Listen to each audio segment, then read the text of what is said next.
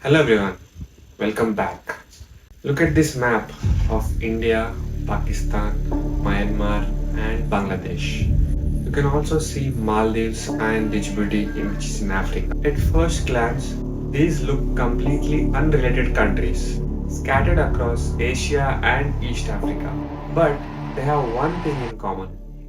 China has poured billions of dollars into building massive ports in every single one of them. And when you connect the dots, literally, every single port forms a ring around India. This isn't a conspiracy theory, it has a name.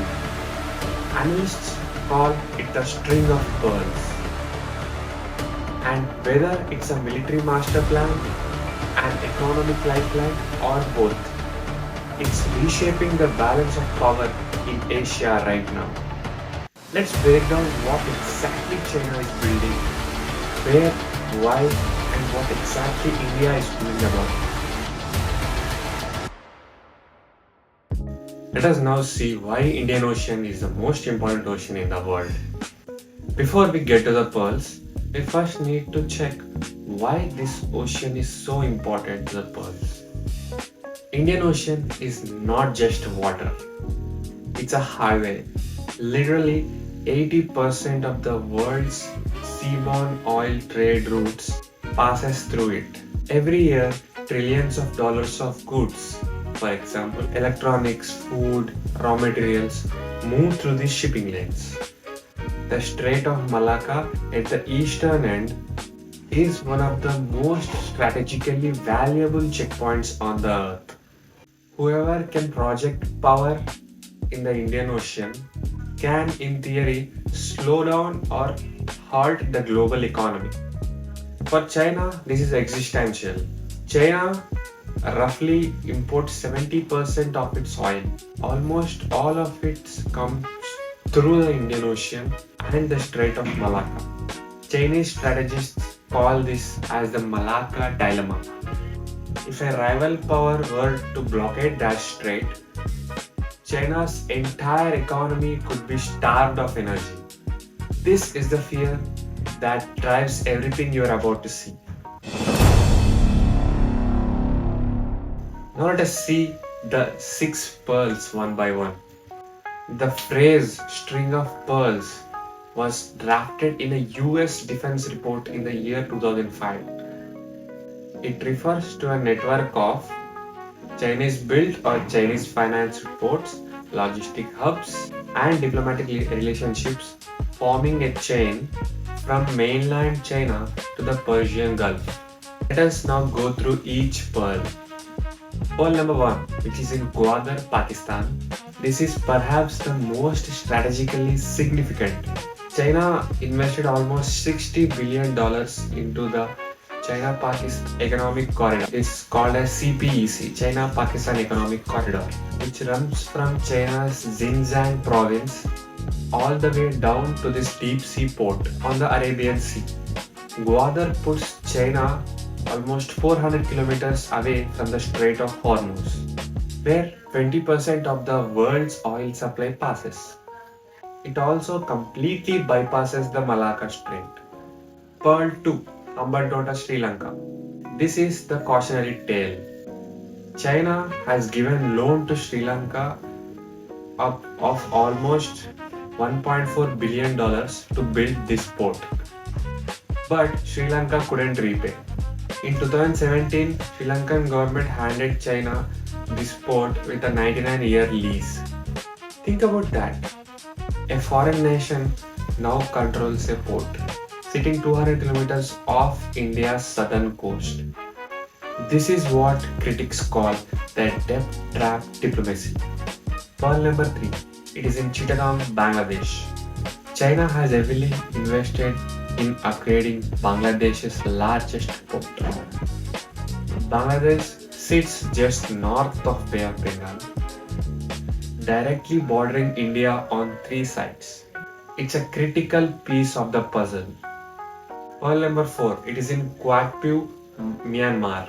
China has funded a deep sea port and a SEZ in Myanmar that connects it into Yunnan province via a pipeline which is carrying oil and gas. This is another bypass route around the Strait of Malacca. Pearl 5, the Maldives. The Maldives sit at the very center of the Indian Ocean shipping lanes. China has built infrastructure here, and a 2018 trade agreement has caused a massive controversy in India. The Maldives is 750 kilometers southwest from India's southern tip. Pearl 6, it's in Djibouti, Africa. In 2017, China opened its first military base here, but it's officially called as a logistical support facility. It sits at the entrance of the Red Sea near to the Suez Canal. This is no longer commercial, this is forced projection. Once again, the six pearls are in Gwadar, Hambantota, Chittagong, Kyaukpyu, Maldives, and Djibouti. These are the six pearls.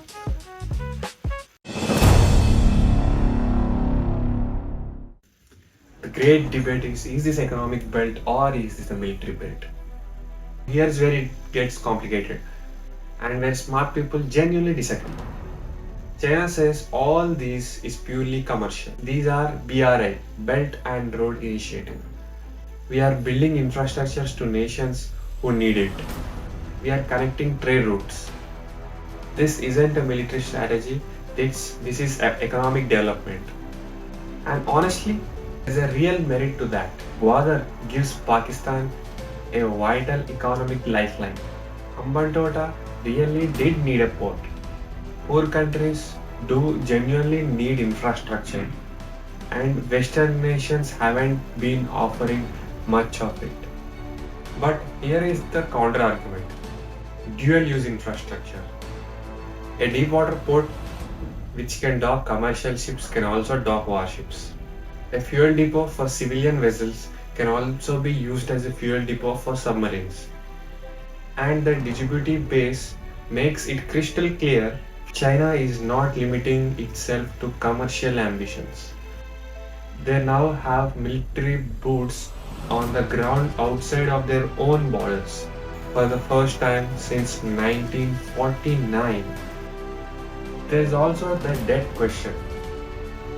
At least 8 countries have found themselves in debt distress after taking loans from China for the BRI projects. And whenever you can't repay, like Sri Lanka, what do you hand over? The very infrastructure that has strategic value. Coincidence? Maybe. Pattern? Possibly. India fights back. The necklace of diamonds. India is not sitting still. We have our own counter strategy. Sometimes it's called as the necklace of diamonds or the string of pearls in reverse. India is building relationships, ports, and military agreements that in turn monitor Chinese activities. India has developed the Chabahar port in Iran, which notably bypasses Pakistan entirely and gives India access to Afghanistan and Central Asia. India has signed logistic exchange agreements with US, France, Australia, Japan, and Singapore, allowing their navies to refuel and restock at each other's bases. The Quad, India, USA, Australia, and Japan, is essentially a maritime security grouping built specifically around balancing Chinese power in the Indo-Pacific. India is also investing in island chains. The Andaman and Nicobar Islands sit right at the northern entrance of the Strait of Malacca. India has been quietly building up military infrastructure there over the years. Here is the irony. In the Maldives, India, China, and Sri Lanka are engaged in a very diplomatic tug of war, each one of them trying to be the preferred partner. The Maldives elected a China-friendly government in 2023. India immediately started scrambling to maintain the influence. This is modern great power competition in real time. Now let us see the bigger game, what this actually means to the world. Zoom out for a second. The string of pearls is really just a one piece of a much larger story. The United States built its global power in the 20th century in a large part by dominating the seas, specifically through its network of military bases, aircraft carriers, and naval alliances that ensure the freedom of navigation that global trade depends on. China is now attempting to build the same kind of presence, but through economic infrastructure rather than military bases, at least at first. This is why the US and India are traditionally not the closest of allies, but they have grown dramatically close over the past decade. The US needs a strong India to balance China in Asia, and India needs US to avoid being completely encircled. The countries that caught in the middle are like Sri Lanka, Pakistan, Bangladesh, Nepal, and Maldives are often smaller, poorer nations being pulled between two giants.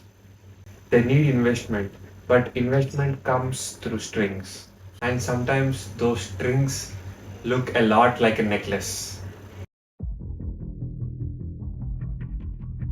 The string of pearls is not finished. China is still building, India is still responding, and the countries sitting between them are still making choices that will define their future for decades. Whether this ends in conflict, accommodation, or some new kind of multipolarity, no one knows yet. But the boats that are being poured today are the foundation of tomorrow's world order. If you found this video useful, consider subscribing and dropping a like because we are covering more of the slow moving geopolitical shifts that don't make the news cycle but absolutely shape the world. Thank you for watching.